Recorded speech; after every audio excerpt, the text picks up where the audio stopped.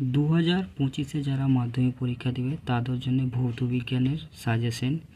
এই কোশ্চেনগুলো আসবে একবারে 99.99% পরীক্ষায় আসবে।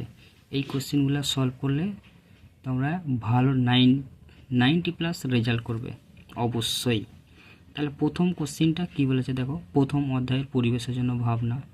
তাহলে কি বলেছে, তাপন মূল্য কি। তারপরে কি বলেছে 2 নম্বর, দেখো ইম্পর্টেন্ট কোশ্চেন। 2 নম্বর ইম্পর্টেন্ট হচ্ছে বায়োফিল কিভাবে তৈরি করা হয় এর ব্যবহার লেখো। তারপর 3 নম্বর ফায়ার আইস বা আগুনের বরফ বলতে কি বোঝো। 4 নম্বর কি বলেছে, 4 নম্বর হচ্ছে স্থিতিশীল উন্নয়ন কি। তাহলে 4 নম্বর হচ্ছে তোমার স্থিতিশীল উন্নয়ন কি। 5 নম্বর হচ্ছে জীবাশ্ম জ্বালানি সংরক্ষণের প্রয়োজনীয়তা ও পদ্ধতিগুলি লেখো। 6 নম্বর হচ্ছে সৌরশক্তির প্রধান ব্যবহারগুলি লেখো। তারপর 7 নম্বর হচ্ছে বর্জ্য থেকে বা বর্জ্য পদার্থ থেকে কীভাবে বিদ্যুৎ উৎপাদন করা সম্ভব সেটা।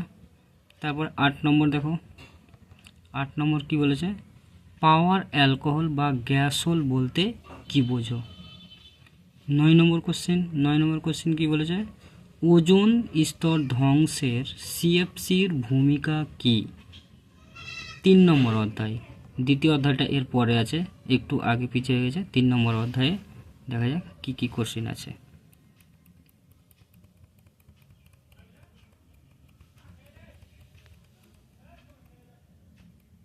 তাহলে তৃতীয় অধ্যায়ের কোশ্চেনগুলো আগেই করে নিই, দ্বিতীয় অধ্যায় এর পরে আছে, তো ওটা কোনো অসুবিধা নেই। তাহলে দেখো প্রথম কোশ্চেন কি বলেছে, তাপের ঘটনাসমূহ থেকে প্রথম কোশ্চেন বলা হয়েছে তোমার। দেখো 1 নম্বর বলেছে তাপ পরিবাহিতা কাকে বলে, এর একক কি।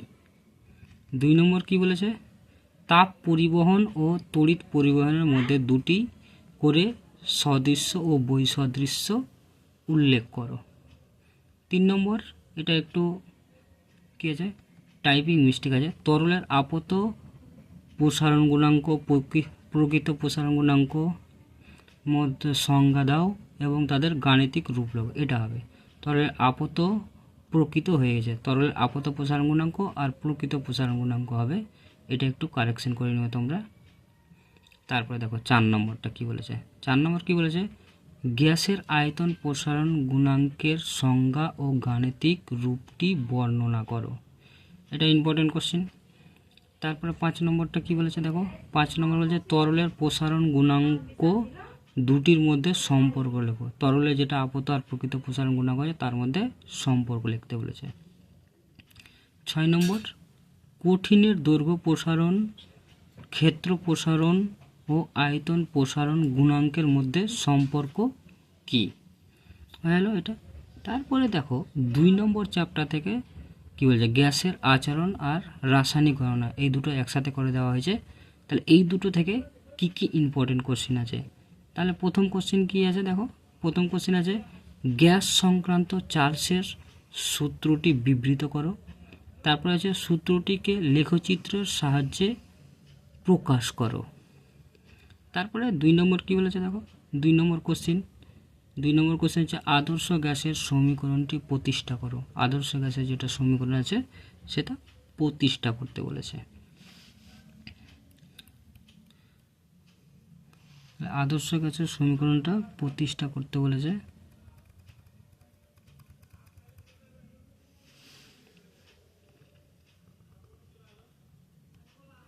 তারপরে দেখো 3 নম্বর কোশ্চেন কি বলেছে, 3 নম্বর কোশ্চেন বলেছে কোন গ্যাসের মোলার আয়তন বলতে কি বোঝায়।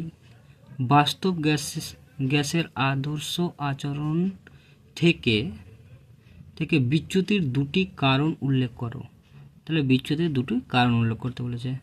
তারপরে 4 নম্বর কি বলেছে, অ্যাভোগাড্রোর সূত্রটি বিবৃত করো। 5 নম্বর দেখা যাক 5 নম্বর কী বল, কোন নির্দিষ্ট উষ্ণতা ও চাপে বাস্তব গ্যাসগুলির মোলার আয়তন প্রায় সমান এবং এসটিপিতে এর সীমান্ত মান কী বলে 22.4 লিটার এই পরীক্ষালব্ধ তথ্য থেকে কিভাবে অ্যাভোগাড্রোর সূত্রে উপনীত হওয়া যাবে, এটাও ছিল ইম্পর্টেন্ট কোশ্চেন। 6 নম্বর দেখো, 6 নম্বর কী বলেছে, চার্লসের সূত্র থেকে পরম শূন্য উষ্ণতাটির ধারণাটি লেখো। তারপরে 5 নম্বর অধ্যায়, 5 নম্বর অধ্যায়ে দেখো, 5 নম্বর অধ্যায়ে কী বলেছে, আলো থেকে কী কী ইম্পর্টেন্ট কোশ্চেন। প্রমাণ করো দর্পণের বক্রতা ব্যাসার্ধ ফোকাসের দ্বিগুণ বা আর সমান 2f, এটা প্রমাণ করতে বলেছে। এবার দেখো কি বলেছে, প্রমাণ করো, এটা হয়ে যাবে তোমার ল্যামডা 8 দিয়ে দিয়েছে, এরকম হবে ল্যামডা সমান r1 না i1 প্লাস i2 মাইনাস এ কোণ।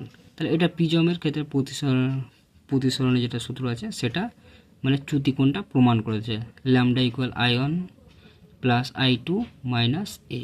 তাহলে এটা একবারে পড়ার চান্স 100%, 100% আসবেই আসবে, এত ইম্পর্টেন্ট কোশ্চিন এটা আছে 100%। তারপরে দেখো তারপরের কোশ্চেনগুলো দেখা যাক।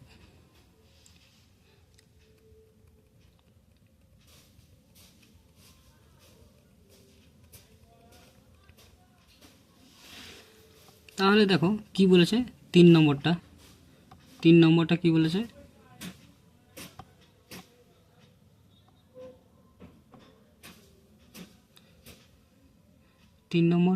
দেখো 3 নম্বর হয়ে গেল তোমার লেন্সের আলোক কেন্দ্রের সংজ্ঞা দাও।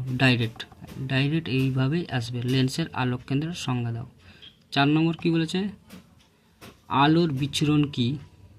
5 নম্বর হাইপারমেট্রোপিয়া কি, প্রতিরোধের উপায় কি। তারপরে 6 নম্বর কোশ্চিন, রৈখিক বিবর্ধন কাকে বলে। 7 নম্বর কোশ্চিন, শুদ্ধ বর্ণালী ঘটনার শর্তগুলি লেখো। তাহলে ঘটনার শর্তগুলো কি কি সেটা। তারপরে 8 নম্বর কি বলেছে দেখো, 8 নম্বর গাড়ির ভিউ ফাইনালে উত্তল দর্পণের ব্যবহার করা হয় কেন, এটা হচ্ছিল ইম্পর্টেন্ট কোশ্চেন। তারপরে 6 নম্বর চ্যাপ্টার হচ্ছে চলতড়িৎ থেকে কি কি ইম্পর্টেন্ট কোশ্চেন আছে দেখে নিই। কী কী আছে দেখো, 1 নম্বর কি ইম্পর্টেন্ট আছে, প্রথম আছে তোমার ভাসর বাতি ব্যবহারের চেয়ে সিএফএল বাতির ব্যবহারের দুটি সুবিধা লেখো। তারপর কি বলেছে 2 নম্বর লেন্সের সূত্রটি বর্ণনা করো। তারপরে কি বলেছে 3 নম্বর কি বলেছে দেখো, 3 নম্বর বলেছে তড়িৎ প্রবাহের তাপীয় ফল সংক্রান্ত জুলের সূত্রটি বর্ণনা করো।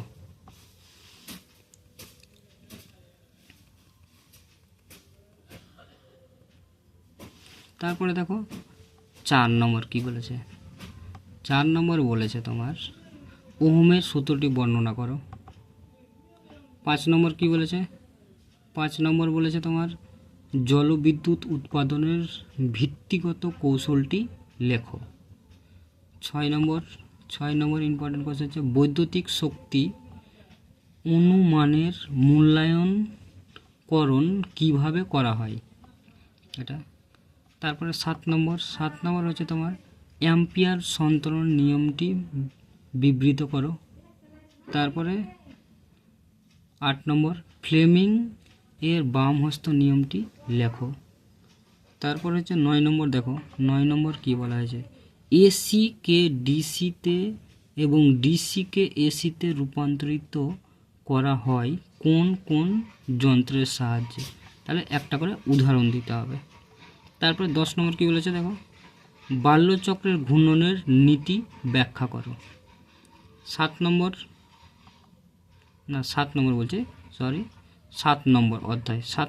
অধ্যায়ের কোশ্চেনগুলো কী কী ইম্পর্টেন্ট কোশ্চেন আছে এবার 2025 মাধ্যমিকের জন্যে, তাহলে সেটা দেখে নিতে হবে। 7 নম্বর অধ্যায়ে কী কী আছে দেখো। তাহলে 7 নম্বর অধ্যায় কী আছে, পরমাণু নিউক্লিয়াস। তাহলে পরমাণু নিউক্লিয়াস থেকে কী কী পড়বে। তাহলে দেখো প্রথম কোশ্চেন হচ্ছে তোমার 1 নম্বর ইম্পর্টেন্ট কোশ্চেন হচ্ছে তেজস্ক্রিয়তা কী, এর ব্যবহার লেখো। তারপরে 2 নম্বর দেখো, 2 নম্বর বলেছে কোন মৌলের তেজস্ক্রিয়তা সম্পূর্ণ নিউক্লিয়াসজনিত ঘটনা ব্যাখ্যা করো। 3 নম্বর বলছে ভর ত্রুটি কি, নিউক্লিয় সংযোজন যে শক্তি মুক্ত হয় তার উৎস কি। 4 নম্বর দেখে নাও কি বলেছে, নিউক্লিয় সংযোজন ও নিউক্লিয় বিভাজনের মধ্যে পার্থক্য লেখো। তারপর 5 নম্বর আলফা বিটা ও গামা হবে, এটা তো দিয়েছে, এটা একটা টাইপিং মিস্টেক করে দিয়েছে, এটা গামা হবে। তাহলে আলফা বিটা গামা রশ্মির আয়নিত করার ক্ষমতার তুলনা করো। তারপর 6 নম্বর দেখো, 6 নম্বর কী বলেছে, আয়নিত যৌগের গলনাঙ্ক ও স্ফুটনাঙ্ক বেশি কেন। আয়নিত যৌগে বা আয়নীয় যৌগের গলনাঙ্ক আর স্ফুটনাঙ্ক বেশি কেন, সেটা ইম্পর্টেন্ট। তারপরে দেখো, তারপর হচ্ছে অধ্যায় পর্যায় সারণী ও মৌলের পর্যায়বৃত্ততা থেকে কী ইম্পর্টেন্ট আছে। তাহলে 1 নম্বর ইম্পর্টেন্ট কোশ্চেন হলো তোমার আয়নায়ন বিভব বা আয়নায়ন শক্তি অথবা আয়নাইজেশন শক্তি বলতে কি বোঝো, 1 নম্বর হলো ইম্পর্টেন্ট। 2 নম্বর দেখো, 2 নম্বর বলছে তড়িৎ ঋণাত্মকতা বা ইলেকট্রোনেগেটিভিটি কি। তারপরে 3 নম্বর দেখো, 3 নম্বর ইম্পর্টেন্ট কোশ্চেন তড়িৎযোজী যৌগের দুটি বৈশিষ্ট্য লেখো। তারপরে কি ইম্পর্টেন্ট কোশ্চেন আছে দেখা যাক।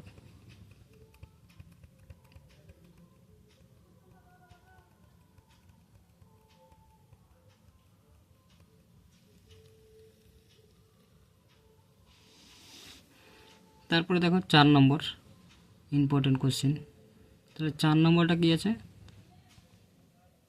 তোমার, যোজ্যতার অষ্টক সূত্রটি বিবৃত করো ও উদাহরণ দাও। অষ্টক সূত্রটি বিবৃত এবং উদাহরণ দিতে বলেছে। 5 নম্বর কি, 5 নম্বর দেখো নিয়নের সম ইলেকট্রনযুক্ত একটি ক্যাটায়ন ও একটি অ্যানায়নের উদাহরণ দাও। তারপরে 6 নম্বর ইম্পর্টেন্ট কোশ্চেন কি বলেছে, NaCl গলিত বা দ্রবীভূত অবস্থায় তড়িৎ পরিবহন করলেও কঠিন অবস্থায় তড়িৎ পরিবহন করে না কেন। 8 নম্বর আয়ন যদি যৌগ বা আয়নীয়, এটা আয়নীয় যৌগ হবে, আয়ন যদি যৌগ না, এটা আয়নীয় যৌগ ও সমযোজী যৌগের মধ্যে 3টি পার্থক্য লেখো। ঠিক আছে, এটা কারেকশন করে দেবো, এটা টাইপিং মিস্টেক হয়ে গেছে। তারপরে দেখো কি বলেছে, পর্যায় সারণী ও মৌলের ধর্মের পর্যায়বৃত্ততা। এখান থেকে ইম্পর্টেন্ট কোশ্চেন কি আছে, এখান থেকে ইম্পর্টেন্ট কোশ্চেন কি আছে দেখে নাও। 1 নম্বর ক্ষার ধাতু ও হ্যালোজেন মৌলগুলির সাথে হাইড্রোজেনের সদৃশ্য ও বৈসাদৃশ্যগুলি লেখো। তারপরে 2 নম্বর কি বলেছে, NaCl HCl এর লুইস ডট গঠন করো। তারপরে N2 লুইস ডট অণুর গঠন করো বা লুইস ডট অণুর গঠন করো। এটা দুইভাবে কোশ্চেনটা জিজ্ঞেস করতে পারে। তারপরে তড়িৎ প্রবাহ রাসায়নিক বিক্রিয়া থেকে কী কী ইম্পর্টেন্ট কোশ্চেন আছে। 1 নম্বর তড়িৎ বিশ্লেষ্য বলতে কি বোঝো, দুটি মৃদু তড়িৎ বিশ্লেষ্য পদার্থের উদাহরণ দাও। তারপর 2 নম্বর দেখো, 2 নম্বর কি বলেছে, 2 নম্বর ধাতু ও তড়িৎ বিশ্লেষণের মধ্যে দিয়ে তড়িৎ প্রবাহের দুটি পার্থক্য লেখো। তড়িৎ প্রবাহের দুটি পার্থক্য লিখতে বলেছে।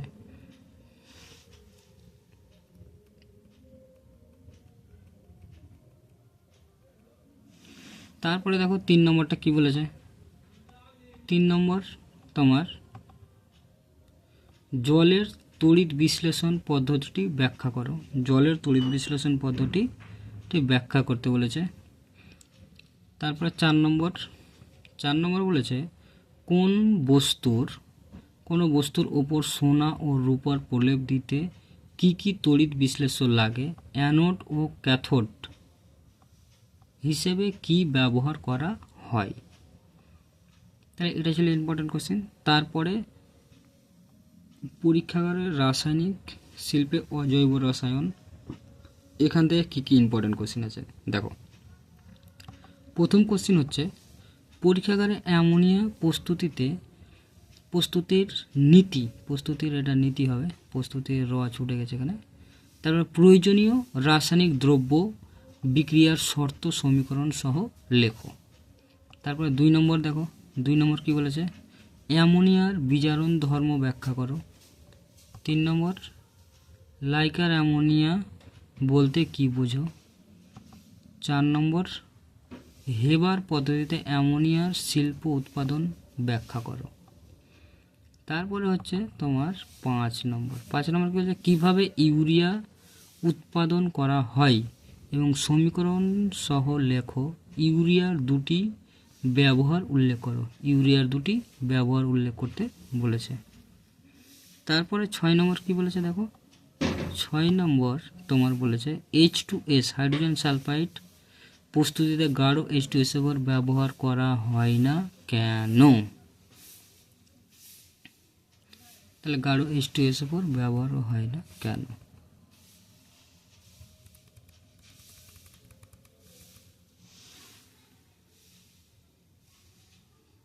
তারপরে 7 নম্বর দেখো, 7 নম্বর কি বলেছে, 7 নম্বর বলেছে তোমার N2 প্রস্তুতিতে সরাসরি NH4 NO2 কে উত্তপ্ত করা হয় না কেন। তারপরে 8 নম্বর বলেছে নাইট্রোলিম কি, এটা কিভাবে উৎপন্ন হয় সমীকরণ সহ লেখো। 9 নম্বর অসল্ট পদ্ধতিতে নাইট্রিক অ্যাসিডের শিল্প প্রস্তুতি ব্যাখ্যা করো।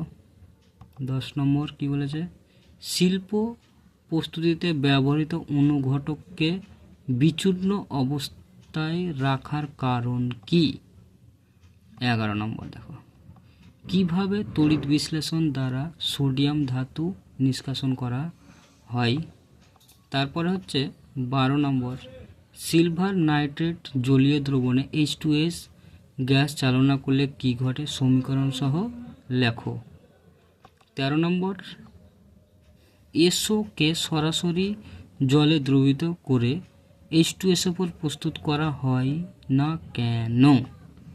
তারপরে 14 নম্বর দেখো, স্পর্শ পদ্ধতিতে সালফিউরিক অ্যাসিড উৎপাদনে এসওকে কিভাবে H2SO4 এর পরিবর্তিত করে। এসও না, এটা SO2 হবে, SO2, এটাও SO2 হবে।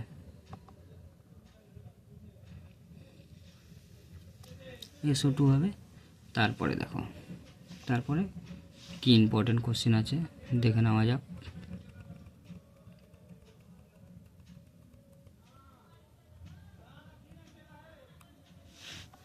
তারপরে দেখো কি বলছে, সমিত সমীকরণ সহ গাঢ় সালফিউরিক অ্যাসিডের জারণ বিক্রিয়াটি উল্লেখ করো। ওটার সাথে কোশ্চেন ছিল। তারপরে 15 নম্বর কোশ্চেন দেখো, শর্ত ও সমিত সমীকরণ সহ ইউরিয়াকে কিভাবে শিল্প উৎপাদনে ব্যবহার করা হয় লেখো। তারপরে 16 নম্বর কি বলেছে, কপার তড়িৎদ্বার ব্যবহার করে CuSO4 কপার সালফেট দ্রবণের তড়িৎ বিশ্লেষণে অ্যানোডের ও ক্যাথোডে সংঘটিত বিক্রিয়াটি লেখো। তারপরের কোশ্চেন, এখানে নম্বরটা ছুটে গেছে, রূপার চুরির ওপর সোনার প্রলেপ দিতে তড়িৎ বিশ্লেষণ ও ক্যাথোড রূপে কী কী ব্যবহার করবে, তাহলে কী কী ব্যবহার করবে। তারপরে আসছে তোমার ধাতুবিদ্যা থেকে ইম্পর্টেন্ট কোশ্চেন একটাই আছে, এটাই পড়বে একবার। দেখো, থার্মিট পদ্ধতিতে ফেরিক অক্সাইড থেকে ধাতব আয়ন উৎপাদনের বিক্রিয়াটি সমিত রাসায়নিক সমীকরণ লেখো। এই পদ্ধতির দুটি প্রয়োগ লেখো। তারপরে আসছে তোমার জৈব রসায়ন। তাহলে জৈব রসায়ন থেকে কি কি ইম্পর্টেন্ট কোশ্চেন আছে দেখে নেওয়া যাক। 1 নম্বর দেখো কি হচ্ছে, অজৈব ও জৈব যৌগের দুটি পার্থক্য লেখো। তারপরে 2 নম্বর কোশ্চেন আছে ক্যাটিনেশন ধর্ম। কার্বনের ক্যাটালিসিসের ধর্ম কী। তারপরে 3 নম্বর হচ্ছে কার্যকারী মূলক কাকে বলে, উদাহরণ দাও। 4 নম্বর বলছে অ্যাসিটিলিনের শিল্প উৎস ও ব্যবহার লেখো। 5 নম্বর কি বলেছে, বিক্ষিপ্ত সূর্য আলোকে মিথেন এবং ক্লোরিনের বিক্রিয়ায় কি উৎপন্ন হয়। ক্লোরিনের বিক্রিয়ায় কি উৎপন্ন হয়।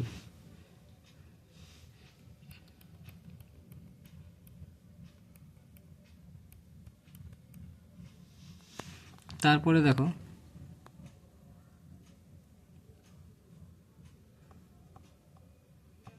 তারপরে কি আছে। তারপরে 6 নম্বর কোশ্চেন। 6 নম্বর কি বলেছে, পলিমারাইজেশন বিক্রিয়ার একটি উদাহরণ দাও। 7 নম্বর হচ্ছে ইথাইল অ্যালকোহলের সঙ্গে ধাতব সোডিয়ামের বিক্রিয়ায় কি ঘটে, সমীকরণ দাও। তারপরে হচ্ছে 8 নম্বর কি বলেছে, 8 নম্বর বলেছে তোমার ইউপ্যাক নাম লেখো, CH3CH2CHO, তারপরে CH3CHOH, তারপর CH3COH। তাহলে এরকম টাইপের ইউপ্যাক নাম পড়বে। তাহলে এই তিনটার যেখানে এই তিনটা দিয়েছে এই তিনটার মধ্যেও দিয়ে দিতে পারে। এগুলো একবারে ইম্পর্টেন্ট কোশ্চেন। তারপরে 9 নম্বর কী বলছে, প্রতিস্থাপন বিক্রিয়া ও দ্রুত বিক্রিয়ার উদাহরণ দাও। 10 নম্বর জৈব অবিশ্লেষ্য পলিমার দ্বারা সৃষ্ট পরিবেশ দূষণের প্রতিকার কিভাবে করবে। 11 নম্বর কী বলেছে, ইথিলিন ও অ্যাসিটিলিনের সঙ্গে H2 আর Br2 বিক্রিয়ার শর্ত লেখো। তারপরে কি বলেছে, তারপরে 12 নম্বর দেখো, 12 নম্বর কি বলেছে, কিভাবে ইথেন ও ইথিলিনের মধ্যে পার্থক্য নিরূপণ করবে। 13 নম্বর কি বলেছে, কার্যকারী মূলকটিকে শনাক্ত করো, ethanol, acetone, acetic acid, methanol, এদের মধ্যে কে কার্যকারী মূলক। তারপরে 14 নম্বর কি বলেছে, ডিনেচার্ড স্পিরিট বলতে কি বোঝো। তারপরে 15 নম্বর বলছে ইথিলিন ও অ্যাসিটিলিনের দুটি করে পার্থক্য লেখো। তাহলে তোমাদের এইটুকু ছিল সাজেশন 2025-এর। এইটুকু করলে তোমরা 90+ নম্বর এমনিতেই পেয়ে যাবে। এই কোশ্চেনগুলো ছিল 2 আর 3 মার্কের।